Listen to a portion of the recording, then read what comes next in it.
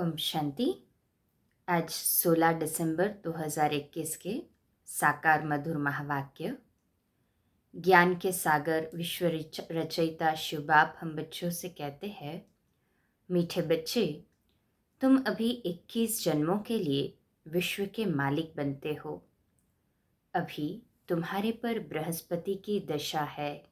महसूस हो रहा है ना कि हम 21 जन्मों के लिए विश्व की बादशाही ले रहे हैं, क्योंकि स्वयं बृहस्पति की दशा अभी हमारे ऊपर बैठी है।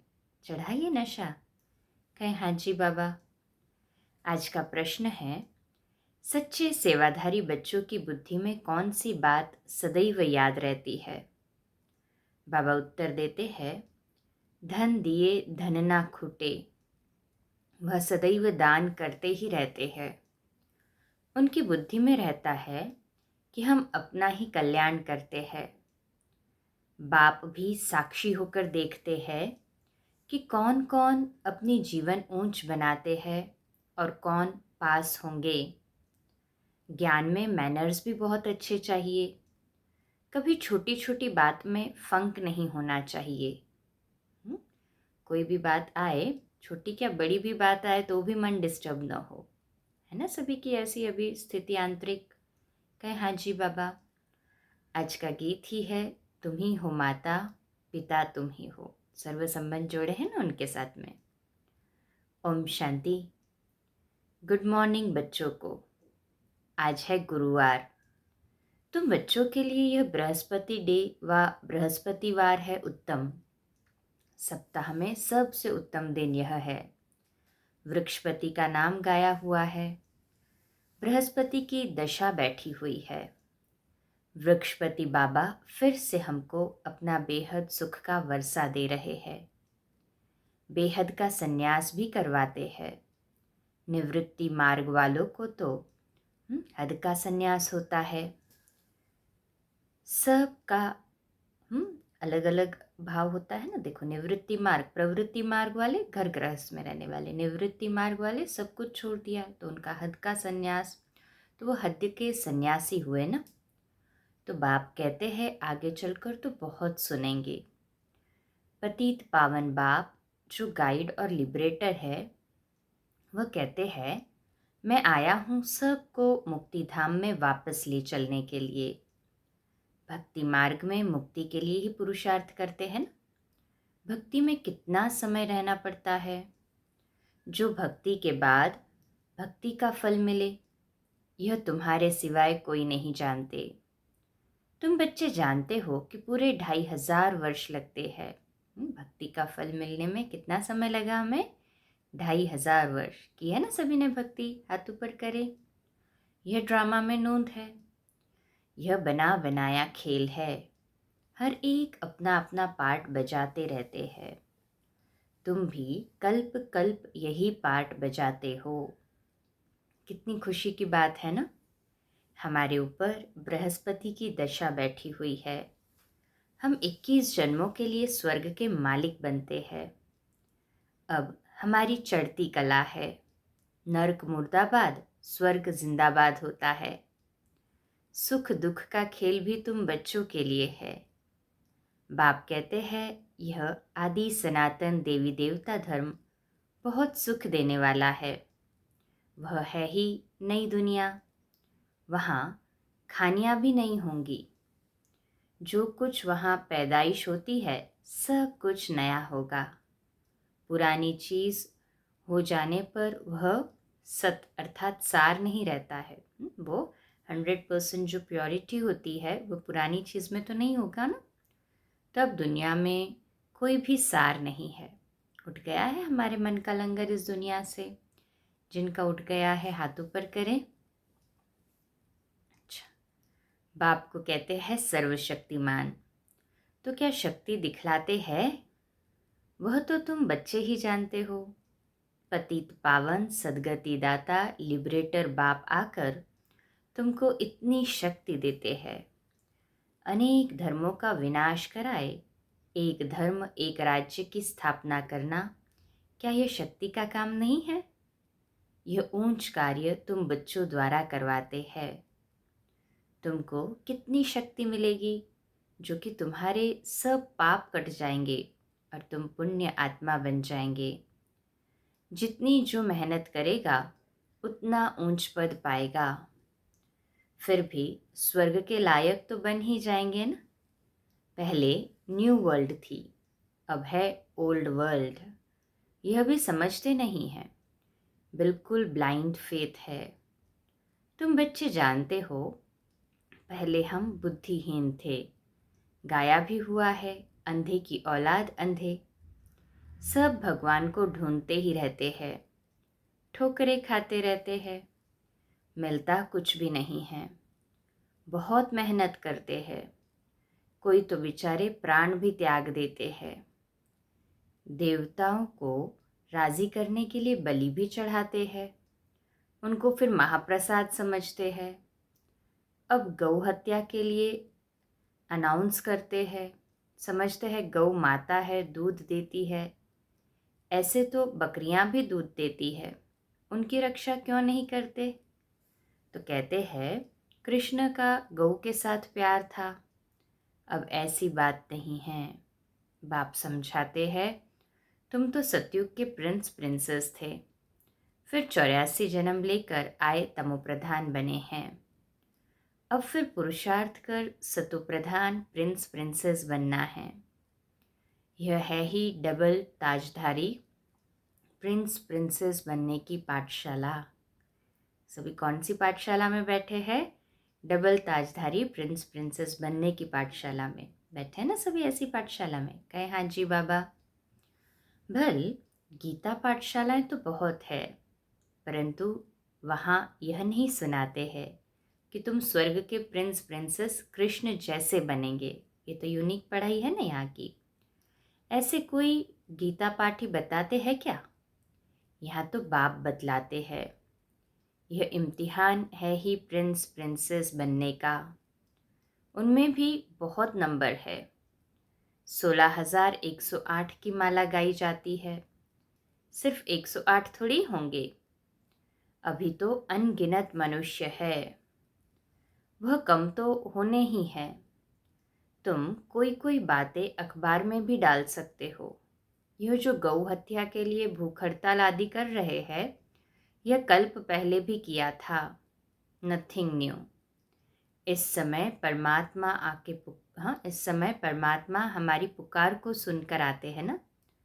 हम ही तो पुकारते थे कि बाबा आओ, तो बाबा हमको पावन दुनिया में ले चलने के लिए आए हैं। अब कैसे ले चलेंगे यह तो तुम बच्चे ही जानते हो, परंतु वह दैवी गुण अभी आए नहीं हैं। बाबा तो सभी को देखते हैं ना, तो बाबा कह रहे अभी तक जैसे दैवी गुण आने चाहिए देवताओं के जैसे, वो आए नहीं हैं। दैवी गुणों की धारणा बहुत ही कम है। ज्ञान तो बहुतों को अच्छा भी लगता है, समझते हैं भी के पवित्र रहते हैं, सादगी में रहते हैं, जेवर आदि नहीं पहनते हैं, परंतु चलन भी अच्छी चाहिए। जो घर में भी रहते हैं वह कब पति को व माँ बाप को नहीं कह सकते कि हमको अच्छे जेवर अच्छे कपड़े लेकर दो, नहीं, क्योंकि तुम जानते हो कि अभी हम वनवाह में बैठे हैं। यह पुराना शरीर, यह वस्त्र छोड़ हम विष्णुपुरी में जा रहे हैं। शिव बाबा हमारा पतियों का पति, गुरुओं का गुरु है, तभी तो सब उनको याद करते हैं कि हे पतित पावन आओ। वही आकर सबको सद्गति देते हैं। सिख लोग भी कहते हैं अकाल मूर्त, सत श्री अकाल। आत्मा को कभी काल नहीं खाता। शरीर तो विनाश हो जाता है, आत्मा तो विनाश होती नहीं है। तो उस सद्गुरु अकाल मूर्त को याद करते हैं कि आकर हमको सद्गति दो, अकाल घर में ले चलो जहाँ से हम आए हैं। तो हम बच्चों को यह समझाना है कि सद्गुरु अकाल मूर्त वह एक ही है। फिर अपने को गुरु कैसे कहलाते हैं? वो एक ही शिव बाबा अकाल मूर्त है ना। तो बाप समझाते हैं यह भक्ति मार्ग के अथाह गुरु है। ज्ञान सागर तो एक ही बाप है ना, उनसे तुम नदियाँ निकलती हो। तो हम सब क्या हो गई? ज्ञान नदियाँ। यह बातें बाबा ही समझाते हैं। तो हम ज्ञान नदियों को अभी जन जन तक ज्ञान पहुंचाना है ना सभी का ये कर्तव्य। कहे हाँ जी बाबा। बेहद का बाप बेहद का वर्षा देते हैं। लौकिक टीचर भी पढ़ाई का वर्षा देते हैं। अब बाबा आकर कहते हैं माम एकम याद करो तो विकर्म विनाश होंगे। सिर पर पापों का बोझा है ना, बाप को याद करने से बुद्धि गोल्डन बनेगी। अभी तो सबकी बुद्धि छीछी आयरन एज है। मूर्ति के आगे जाकर कहते हैं हम छीछी है। आप वाह वाह हो। तुम ही पावन ऊंच थे, तुम ही पतित बन नीचे आए हो। नाटक ही भारत पर है। 84 जन्मों की कहानी भी तुमसे ही लगती है। जो कृष्ण की राजधानी में पहले आएंगे वही पूरे 84 जन्म लेंगे। यह भी किसको मालूम नहीं है कि अब स्वर्ग कृष्णपुरी स्थापन हो रही है। तुम क्लियर कर लिख सकते हो कि हम योगबल से भारत को श्रेष्ठाचारी बना देंगे। बर्थ कंट्रोल के लिए इतना माथा मारते हैं, परंतु यह तो बाप का ही काम है ना। विनाश के बाद बाकी 9 लाख ही रह जाएंगे। इसमें बाप कोई खर्चा नहीं कराते हैं, न कोई दुआ आदि की बात है। परंतु इस पुरानी दुनिया का विनाश तो होना ही है। यह है संगम। गाया भी हुआ है कि बृहस्पति द्वारा स्थापना तो जरूर यहाँ ही होनी चाहिए। तो ब्रह्मा को बिठाया है। लोग कहते हैं दादा क्यों बिठाया है। कोई को भी बिठाएंगे तो कहेंगे फलाने को क्यों बिठाया है। उनके तो प्रश्न खत्म ही नहीं होने वाले हैं ना, तो लोगों का काम ही है कहना। ब्रह्मा तो बिल्कुल साधारण है। सबसे बड़ा तो ब्रह्मा ही हो सकता है। बात तो बिल्कुल सिंपल है, परंतु कितना समझाना पड़ता है। भगवान आते ही पतित शरीर और पतित दुनिया में है। पावन शरीर तो यहाँ किसका हो न सके। सीढ़ी के चित्र में भी दिखाया है कि कांटों के जंगल में खड़े हैं। यह पतित दुनिया है ना। भगवान आते ही है पतित साधारण तन में, फिर उनका नाम ब्रह्मा रखा है। यह सब बातें बुद्धि में रखनी है। अनेक प्रकार के लोग प्रश्न पूछते हैं। सीढ़ी का चित्र समझाने वालों की बुद्धि बड़ी अच्छी चाहिए, परंतु जिनका यहाँ आने का पार्ट ही नहीं है वह आकर फालतू प्रश्न करेंगे। जो बहुत क्वेश्चंस करते हैं ना, समझ जाना चाहिए कि इनका पार्ट नहीं है अभी। 84 का चक्र गाया भी हुआ है, सो भी सब तो नहीं ले सकते ना। जो पूज्य है वही पुजारी बनते हैं। ज्ञान तो बिल्कुल सहज है। सिर्फ बाबा को याद करो तो विकर्म विनाश होंगे और तुम देवी देवता बन जाएंगे। ब्राह्मण ही फिर देवता बनेंगे। विराट रूप का चित्र, गोला, सीढ़ी, त्रिमूर्ति का चित्र आपस में कनेक्शन रखते हैं। बाप कितनी समझाने की युक्ति बताते हैं।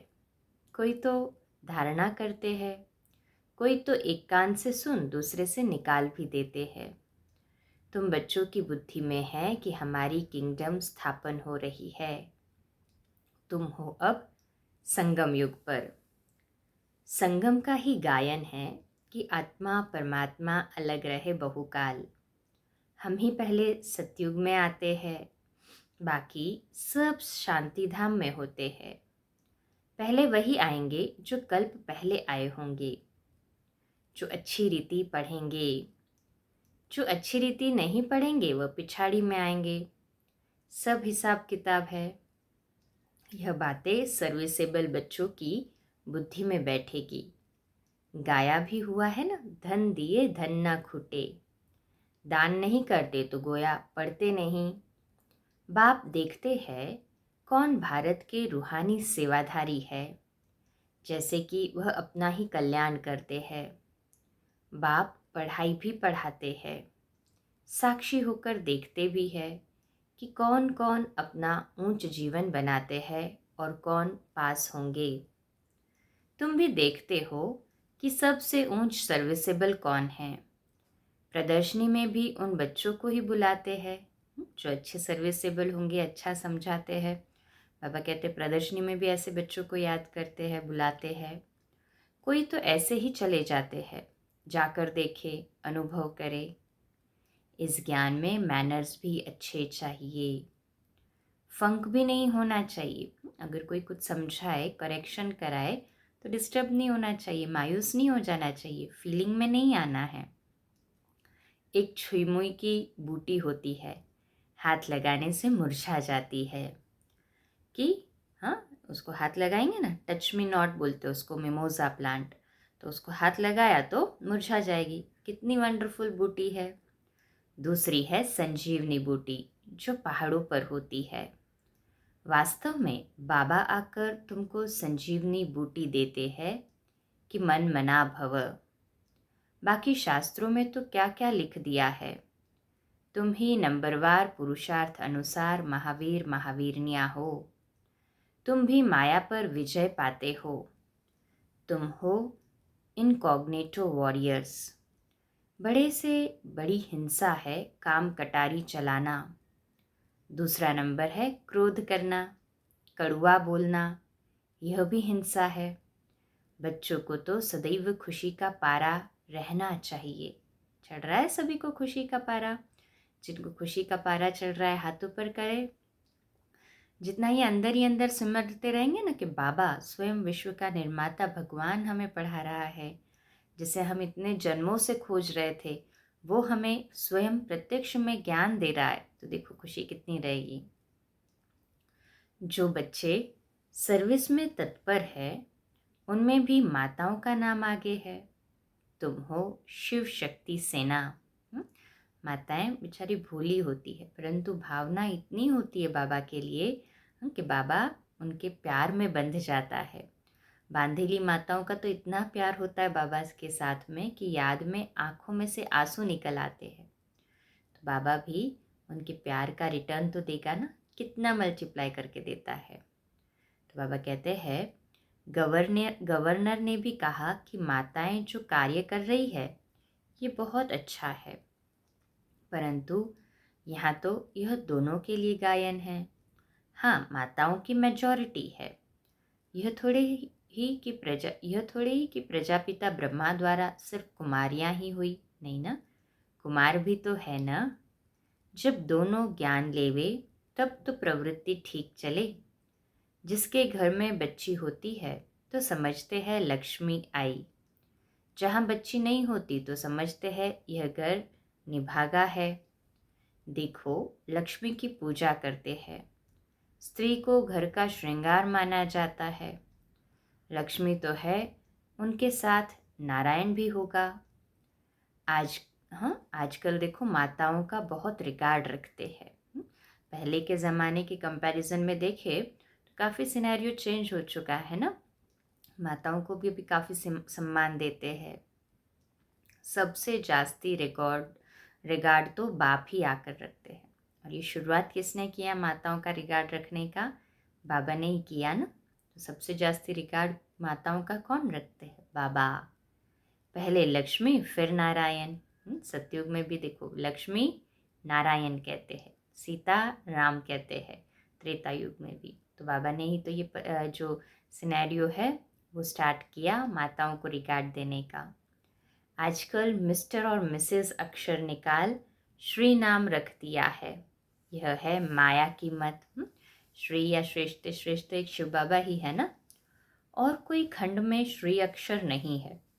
श्री क्राइस्ट कभी नहीं कहेंगे। श्रीमत है ही एक भगवान की, जो श्रीमत से आकर श्रेष्ठाचारी बनाते हैं।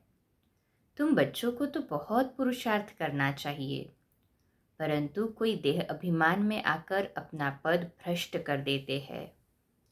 इस समय सब देह अभिमानी हैं, और कोई पाठशाला ऐसी हो नहीं सकती जहाँ की आत्माओं को बैठ परमात्मा पढ़ाते हैं। अपने को आत्मा समझ बाप को याद करो। कोई का भी ड्रामा में ऐसा पार्ट नहीं है। आत्मा में ही सारा अविनाशी पार्ट भरा हुआ है, 84 जन्मों का। सीढ़ी का चित्र तो क्लियर कर देता है। यह तुम जानते हो कि जिसने 84 जन्म लेंगे वही यहाँ पर आएंगे ज्ञान सुनने के लिए। बाकी के लिए ऐसे ही समझना है कि पिछाड़ी में आने वाले हैं। ऐसे नहीं सोचना कि ये तो सुनने ही वाले हैं, नहीं, पिछाड़ी में आने वाले, क्योंकि एक ही हट्टी है ना, आना तो सभी को यही है, कोई दूसरा रास्ता ही नहीं है। बच्चों को बहुत ही समझदार बनना है, अच्छी रीति पढ़ना है। जो अच्छी रीति पढ़ेंगे और फिर पढ़ाएंगे वही ऊंच पद पाएंगे। बाप समझानी तो बहुत अच्छी देते हैं कि देह सहित सबको भूलो, अपने को आत्मा समझो। इस पुरानी दुनिया को भूल जाना है, सिर्फ एक बाप को याद करना है। याद से ही बाप का वर्षा पाएंगे। आजकल इशारा भी करते हैं कि भगवान को याद करो, तो ज़रूर एक ही बाप है ना, बाकी सब बच्चे हैं। ऊंचे ते ऊंचा है ही शिव बाबा, फिर ब्रह्मा विष्णु शंकर, फिर जगत अम्बा। भक्ति मार्ग का पसारा अर्थात विस्तार है झाड़, ज्ञान है बीज। अच्छा, मीठे मीठे सिकिलदे बच्चों प्रति माता पिता बाप दादा का याद प्यार और गुड मॉर्निंग। रूहानी बाप की रूहानी बच्चों को नमस्ते। हम सभी भी मिलकर कहेंगे, हम रूहानी बच्चों की रूहानी माता पिता बाप दादा को याद प्यार गुड मॉर्निंग और नमस्ते। वाह बाबा वाह, शुक्रिया बाबा शुक्रिया। धारणा के लिए मुख्य सार है, पहली पॉइंट, इस समय स्वयं को वनवाह में समझना है। अच्छे कपड़े अच्छे जेवर पहनने का शौक छोड़ देना है। सादगी में रहते हुए चलन बहुत रॉयल रखनी है।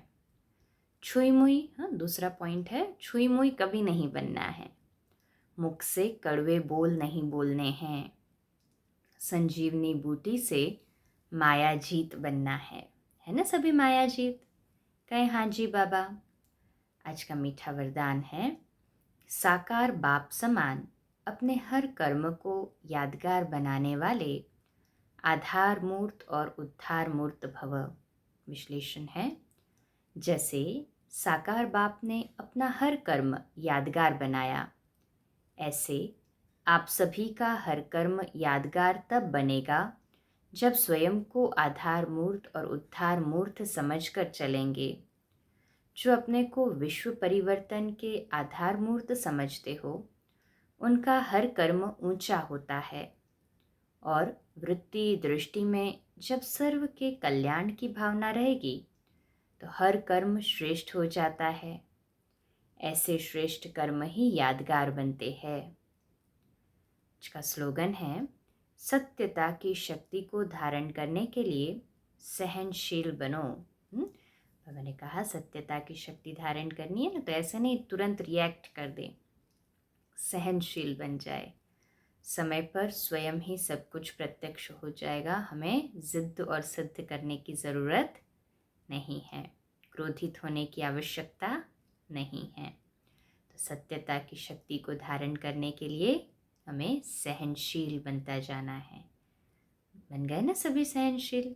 कहें हाँ जी बाबा। अच्छा, आज का हमारा स्वमान लिखने के लिए और अभ्यास करने के लिए, मैं आधार मूर्त और उद्धार मूर्त आत्मा हूँ। मैं आधार मूर्त और उद्धार मूर्त आत्मा हूँ। इस सृष्टि रंगमंच पर शिव बाबा ने मेरे ऊपर कितनी बड़ी जिम्मेवारी दी है, सभी को बाप का परिचय देने की। तो आधार मूर्त हो गया और सभी का उद्धार कर रहा हूँ, तो उद्धार मूर्त भी हो गया। यही तो हमारे यादगार बने हैं ना। उन यादगार की स्मृति भी जितनी अपने अंदर बढ़ाते चलेंगे तो नशा चढ़ता जाएगा, मौलाई नशा, पॉजिटिव नशा, है ना। अच्छा, कम बोलो, धीरे बोलो, मीठा बोलो, सत्य बोलो, सोच समझ कर बोलो, निमित्त भाव, निर्माण भाव, निर्मल वाणी। ओम शांति।